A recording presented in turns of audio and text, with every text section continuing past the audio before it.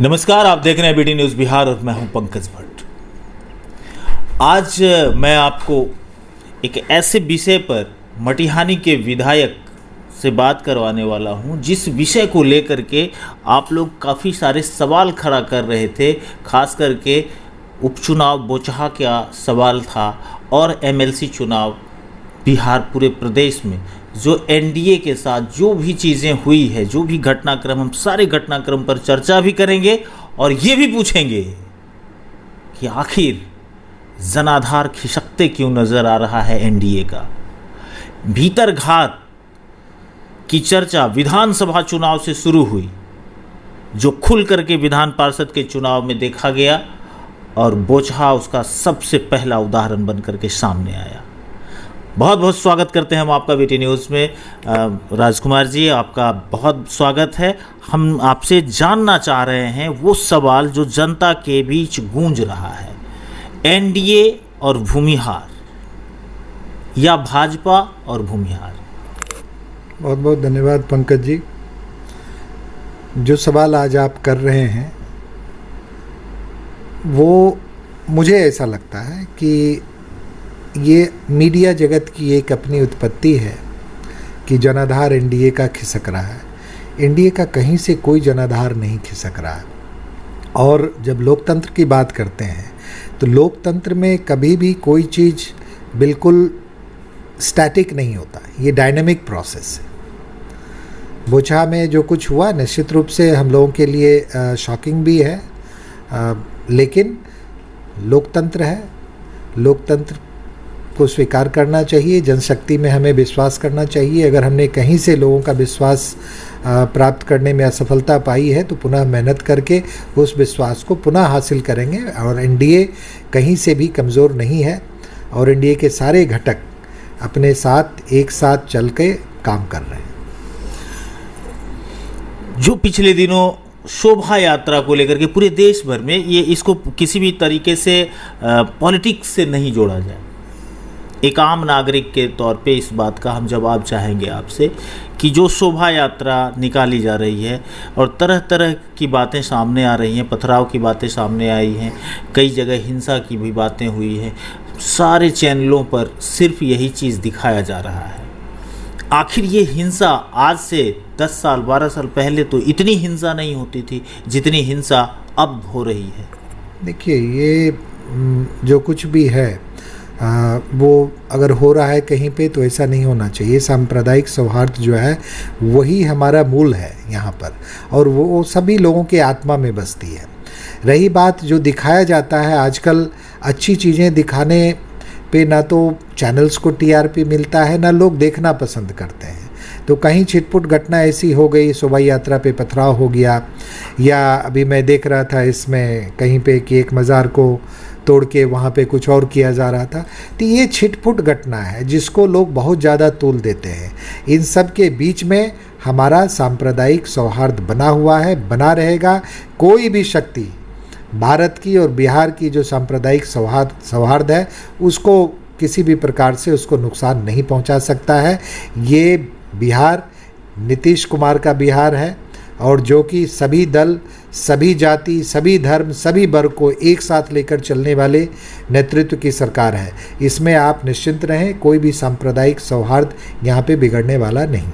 रजौरा में भी तो घटना जो हुई, रजौरा की घटना आपने देखा, जो घटना हुई और समाप्त हो गई वो लोकल घटना थी और उसको बहुत ज़्यादा तूल दिया गया कि उसको लेकिन रजौरा के लोगों को मैं नमन करता हूँ, उन्होंने किसी प्रकार से अपने यहाँ सांप्रदायिक सौहार्द को बिगड़ने नहीं। तूल किसने दिया? तूल किसने दिया? जो देते हैं लोग, आप मीडिया के लोग दें या कोई पॉलिटिकल पार्टी के लोग दें। मतलब घटनाएं हो जाएं तो पुलिस प्रशासन जिम्मेदार है, घटना हो गई लोगों को जानकारी दे दी गई तो मीडिया जिम्मेदार। आपकी कोई जिम्मेवारी है क्या? बिल्कुल हमारी भी जिम्मेदारी है, लेकिन आप ये भी तो देखना पड़ेगा कि कोई घटना हुई नहीं, कोई बड़ी घटना नहीं हो सकी, उसमें प्रशासन को भी हमें सैल्यूट करना चाहिए कि हम लोग चाह रहे थे कि यहाँ पे इस घटना का स्वरूप बड़ा हो जाएगा, लेकिन ऐसा कुछ हुआ नहीं। मैं तो रजौड़ा के लोकल लोगों से मिला था और यहाँ पे आके लोग मुझसे मिले थे जो उस घटना से जो लोग भी प्रताड़ित हुए थे, और उन्होंने कहा ऐसी कोई बात नहीं है, ये तो दो बच्चों के बीच की झगड़े की बात थी, इसको ज़्यादा हम लोगों ने तूल दे दिया, या किसी एक वर्ग विशेष ने दे दिया या किसी व्यक्ति विशेष ने दे दिया, इसको लोगों ने वहीं का वहीं समाप्त कर दिया। आज कहाँ है कोई बात? तो इसको देखिए, मैंने अक्सर जदयू के नेता एक बात बोलते नजर आते हैं कि गंगा जमुना तहजीब, उस तहजीब की क्या ज़रूरत जब तहजीब तलवारें लेकर के खड़े हों, जब तहजीब पत्थरें चलाने का काम करते हों, और इसको गंगा जमुना जैसे पवित्र शब्दों के साथ कैसे जोड़ देते हैं आप लोग? देखिए, गंगा जमुनी तहजीब जो है ये तो हमारी परंपरा रही है, ये जदयू नहीं सभी दल के लोग इस तहजीब को मानते हैं, और यही आपको मैंने कहा हमारा जो संविधान है, हमको जो आगे चलने का, जो काम करने का, और जो सारा जो हमारा बाइबल है जिसको आप कहते हैं, जो हमारा गुरु ग्रंथ साहब है, जो हमारी भगवत गीता है राजनीति की, वो हमारा संविधान है, और उसी के प्रियम्बल में गंगा जमुनी तहजीब की बात सेकुलरिज्म शब्द के नाम से किया गया है। हम उसी के आधार पे चलते हैं और सभी दल का यही स्वरूप है। कहीं पे किसी ने तलवार निकाल ली, कहीं पे किसी ने कोई त्रिशूल निकाल लिया, इससे इस तहजीब को कोई फ़र्क नहीं पड़ने वाला है। समाज में हर तरीके के लोग होते हैं, आइसोलेटेड इंसिडेंट्स होते रहेंगे और आगे भी होगा, लेकिन इससे किसी भी प्रकार के सामाजिक सौहार्द को कोई नुकसान नहीं होने वाला है। क्या लगता है, आपकी एक तस्वीर विधान पार्षद के चुनाव के परिणाम के ठीक बाद वायरल हुई थी, जिसमें बेगूसराय के 3 विधायक मौजूद हैं, खगड़िया के भी परबत्ता विधायक भी मौजूद हैं, और उस तस्वीर के बारे में बताया जा रहा है कि वही तस्वीर भीतरघात का बहुत बड़ा सबूत है। हाँ, हमने भी उस तस्वीर को देखा। वो उसमें मैं भी हूँ, उसमें भाजपा के 3 विधायक हैं जी, एक मैं हूँ और एक उसमें जदयू परबत्ता के विधायक हैं। तो ये आपको नहीं दिख रहा है कि एनडीए की साथ साथ एनडीए है। उस तस्वीर का इस चुनाव से कोई ताल्लुक नहीं था। हम लोग विधानसभा का सत्र चल रहा था और सत्र के दरमियान जब अवकाश का समय होता है तो हम लोग कहीं ना कहीं बैठ जाते हैं। तो संयोग से उस दिन हम लोग 5 आदमी बैठे हुए थे। उस तस्वीर को किसी ने वायरल किया, उसको दूसरा रूप दे दिया, दूसरा नाम दे दिया। आप लोगों को एक मौका मिल गया।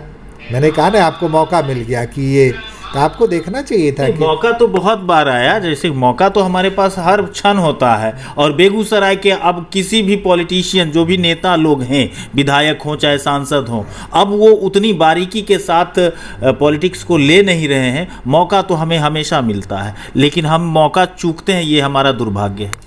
नहीं, आप चुका मत कीजिए, आप ऐसे ही मौके की तलाश में हमेशा रहिए। यही आप लोगों का मतलब होना भी चाहिए। आपको हमेशा इन्फॉर्मेशन लेना चाहिए, लेकिन सही, उसका सकारात्मक और उसकी पूरी तहकीकात भी होनी चाहिए जनता के बीच में ले जाने से पहले। वो लोग अक्सर नहीं करते, मैं आपकी बात नहीं कर रहा हूँ, अक्सर नहीं करते हैं किसी तस्वीर को किस तरीके से प्रेजेंट किया जाए। ये हम लोग एक साथ थे, एक साथ हैं, एक साथ रहेंगे। हम सभी लोगों ने निष्ठापूर्वक एनडीए के लिए काम किया, लेकिन जब हार हो जाती है किसी की भी, तो निश्चित रूप से लोग आकलन करते हैं कि कहीं ना कहीं कमी रह गई होगी, उन्होंने वो पूरी मेहनत नहीं की जो उनको करना चाहिए था। सभी लोगों को पता है कि जब एमएलसी का चुनाव चल रहा था तो हम लोग का विधानसभा का सत्र चल रहा था, और सब जानते हैं कि इस सत्र में व्हिप जारी था हम सभी लोगों के लिए। 11 बजे से लेकर 5 बजे तक की उपस्थिति अनिवार्य थी हर एक विधायक के लिए। आप जानते हैं कि विधानसभा में जिस मेजॉरिटी पे हमारी सरकार है, अगर उसमें जरा सा भी इधर उधर हुआ तो सरकार की नैतिक जिम्मेदारी वहाँ पे बहुत ज़्यादा बन जाती है। बजट के सत्र में डेली वोटिंग होता है, ये सब लोग जानते हैं, और उस वोटिंग के काल में सभी को उपस्थित रहना जरूरी होता है।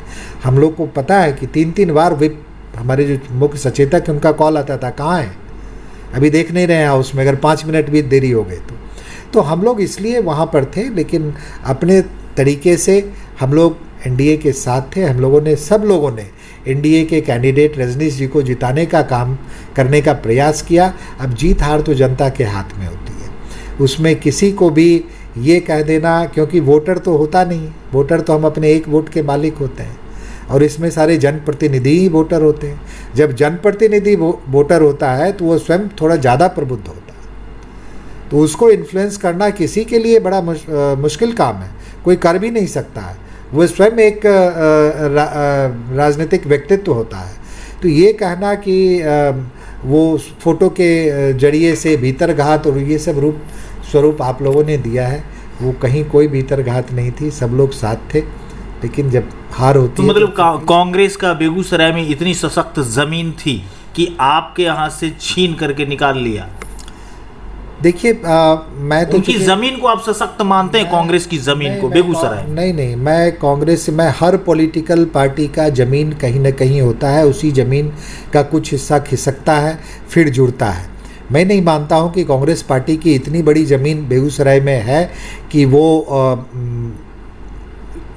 मतलब एक कोई जीत सकता है। लेकिन मतलब ये नहीं स्वीकार कर सकते हैं कि वो कांग्रेस का नहीं, जदयू का कैंडिडेट। मैं उसी पे आ रहा हूं, क्योंकि इसमें जो भी वोटर होते हैं वो जनप्रतिनिधि होते हैं और आप समझते हैं कि लगातार एक प्रतिनिधि के बने रहने के बाद थोड़ी बहुत एंटी इनकम्बेंसी सब में आ जाता है। आपने यूपी में देखा, हमारी फिर से सरकार बनी भाजपा की, लेकिन सीटें कम हुई, कुछ ना कुछ तो प्रभाव रहा होगा।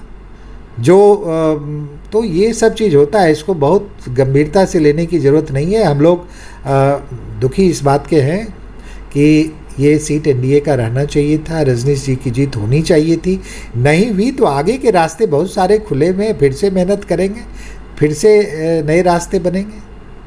आपका व्यक्तिगत अनुभव क्या कहता है इस चुनाव को लेकर के, और जो परिणाम बोचहा में आए उसको लेकर? नहीं, बोचहा का परिणाम निश्चित रूप से निराशाजनक है। हम लोग को पूरी उम्मीद थी कि बोचहा में ये सीट भाजपा की रहेगी और इससे एनडीए मजबूत होगा।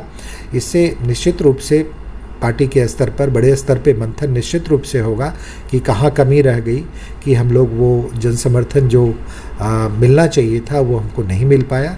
ये चिंता का विषय निश्चित रूप से है। अक्सर एनडीए के एक घटक दल हैं आपके साथ, जीतन राम मांझी, उन्होंने फिर कहा कि हम वाल्मीकि को मानते हैं, तुलसीदास को मानते हैं, लेकिन राम को नहीं मानते हैं। जो वाल्मीकि को मानते हैं वो राम को नहीं मानते हैं। ये भी फिर आप जीतन राम मांझी जी से आप बात कर सकते हैं, क्योंकि राम की जो भी उत्पत्ति है वो वाल्मीकि की नहीं। आप मानते हैं? नहीं, आप राम को, मैं राम को भी नहीं, काल्पनिक तो देखिए, मैं तो काल्पनिक क्या है हमारे, अब आप फिर काल्पनिक की बात क्या करते हैं? ये हमारी संस्कृति, हमारे संस्कार का अंग है। और काल्पनिक अगर आप मानते हैं फिर तो आपको अपने ही, अगर आपने नहीं देखा है तो अपने ही पूर्वजों को भी काल्पनिक मानना पड़ेगा। जैसे हमारे फोर फादर्स हैं तो उनको तो आपने देखा नहीं, आप 5-6 पीढ़ी नहीं देखे, तो उनको काल्पनिक मानेंगे आप? ऐसे ही हमारी बहुत पुरानी पीढ़ी से राम कहीं से काल्पनिक नहीं है। राम हमारी संस्कृति के अंग रहे हैं और सदियों से रहे हैं। हमारे मानने से क्या होगा?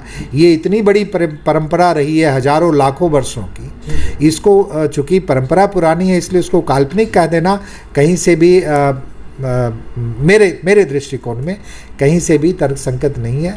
हमारे माइथोलॉजी के पाठ हैं, हमारे संस्कृति के पाठ हैं, हम सभी उनको कोट करते हैं, उनको आज भी आदर्श स्वरूप में लेते हैं, अपने परिवार में उनकी उपमा और उपमेश देते हैं कि उनके जैसा चरित्र होना चाहिए। तो उनको काल्पनिक कहना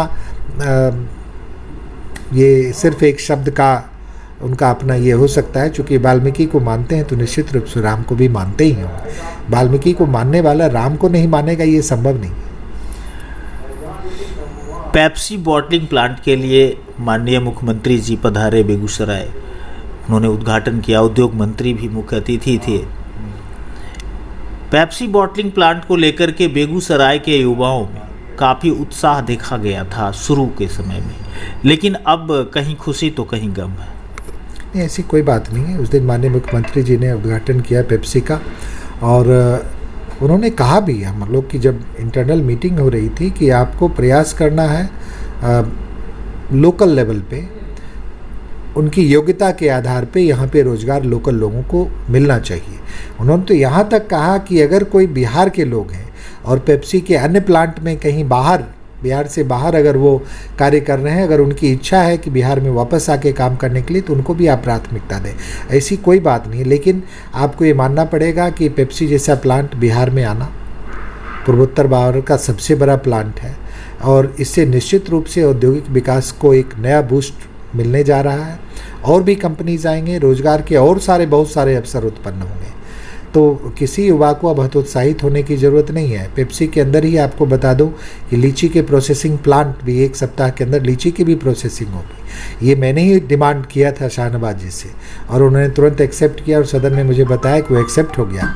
और पेप्सी लीची का भी प्रोसेसिंग करेगी तो निश्चित न सिर्फ रोजगार के अवसर पैदा होंगे बल्कि यहाँ के जो लीची उत्पादक हैं उनको भी अच्छा मुनाफा मिलेगा, उनसे जुड़े लोगों को भी मिलेगा और पेप्सी के साथ साथ अन्य भी बहुत सारे उद्योग यहाँ पर आएंगे।